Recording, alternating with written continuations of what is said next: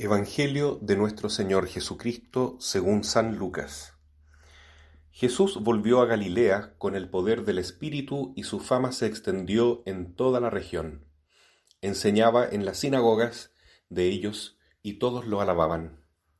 Jesús fue a Nazaret, donde se había criado. El sábado entró como de costumbre en la sinagoga y se levantó para hacer la lectura. Le presentaron el libro del profeta Isaías y, abriéndolo, encontró el pasaje donde estaba escrito: El Espíritu del Señor está sobre mí, porque me ha consagrado por la unción. Él me envió a llevar la buena noticia a los pobres, a anunciar la liberación a los cautivos y la vista a los ciegos, a dar la libertad a los oprimidos y proclamar un año de gracia del Señor. Jesús cerró el libro, lo devolvió al ayudante y se sentó. Todos en la sinagoga tenían los ojos fijos en él. Entonces comenzó a decirles: Hoy se ha cumplido este pasaje de la Escritura que acaban de oír. Todos daban testimonio a favor de él y estaban llenos de admiración por las palabras de gracia que salían de su boca. Palabra del Señor. Seguimos meditando los pasajes del Evangelio que muestran los primeros momentos de la vida pública de Cristo, cuando comienza a darse a conocer, cuando se manifiesta como una verdadera epifanía que es luz del mundo. Hoy la Iglesia nos propone el Evangelio de San Lucas, en que, al igual que Mateo y Marcos, enseña cómo Jesús va recorriendo animadamente todas las ciudades de Galilea y de Cafarnaún, y también su propia tierra natal, como dice el Evangelio de hoy.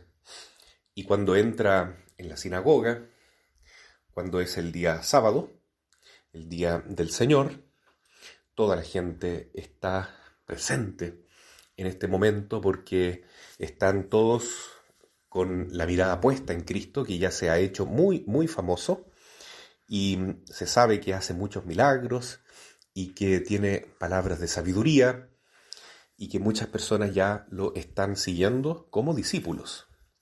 Entonces ellos quieren saber exactamente qué es lo que predica Jesús. Él abre el libro del profeta Isaías, que muestra o profetiza la manifestación del Mesías, el Salvador de Israel, que va a entregar algunos signos concretos de por qué es el Salvador y de qué modo Él será el ungido, el que reina sobre nosotros. Lo hará primero con el Espíritu Santo.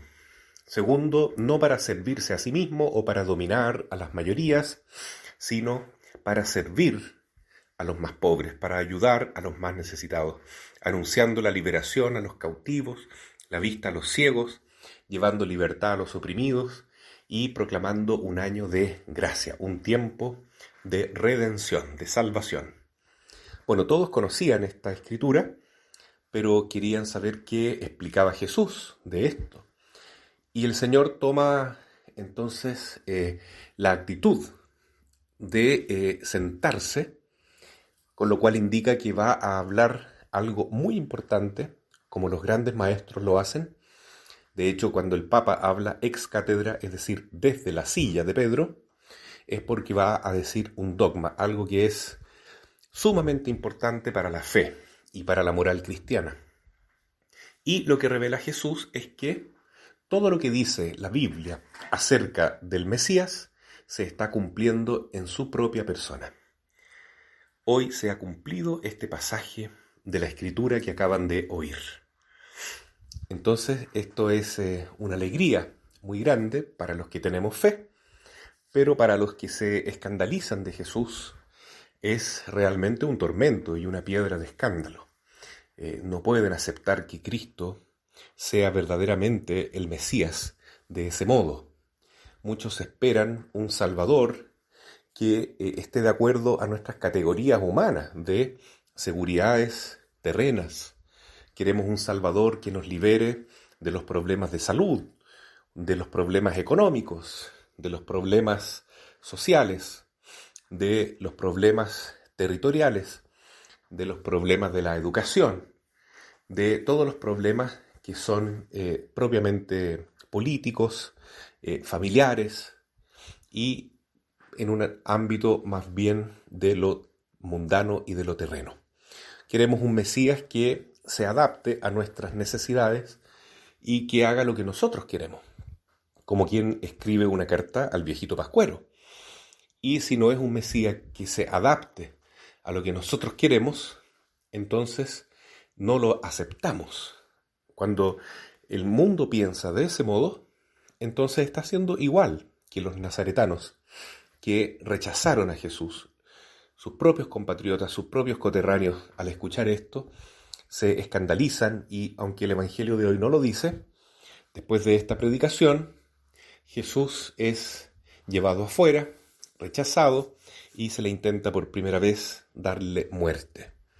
Es así como actúa el mundo cuando no tiene fe y no acepta este mensaje de Jesús, que es un llamado al amor, a poner la confianza en Dios por sobre todas las cosas, a perdonar y lejos de colocar el yo con todos sus caprichos en primer lugar, el Señor nos pide y nos exige, si queremos ser sus discípulos, que debemos morir a nuestro yo.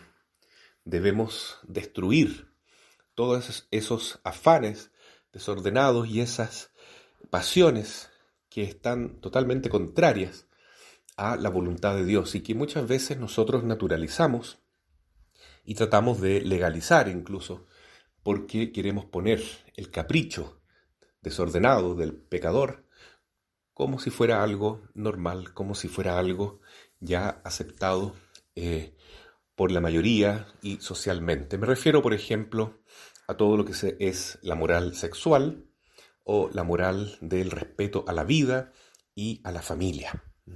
Sabemos hoy en día que muchas personas, incluso católicas, no tienen ningún problema en permitir que sus hijos tengan relaciones prematrimoniales con sus pololos o sus pololas y ya como que simplemente no se cree que esta ley del Señor sea algo cierto, algo verdadero. Tal vez porque estos mismos padres no han vivido la virginidad antes del matrimonio y ya nadie cree en eso.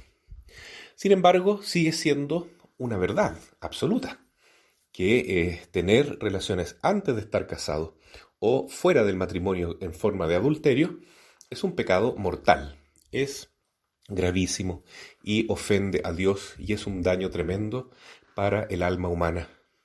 Y sin embargo, lo que dice el Señor, y lo va a explicar siempre a través de la Iglesia, porque la Iglesia, los representantes verdaderos de Cristo, no pueden cambiar la ley del Señor, serán entonces una piedra de tropiezo para muchos hoy que no quieren aceptar esta enseñanza de Jesús.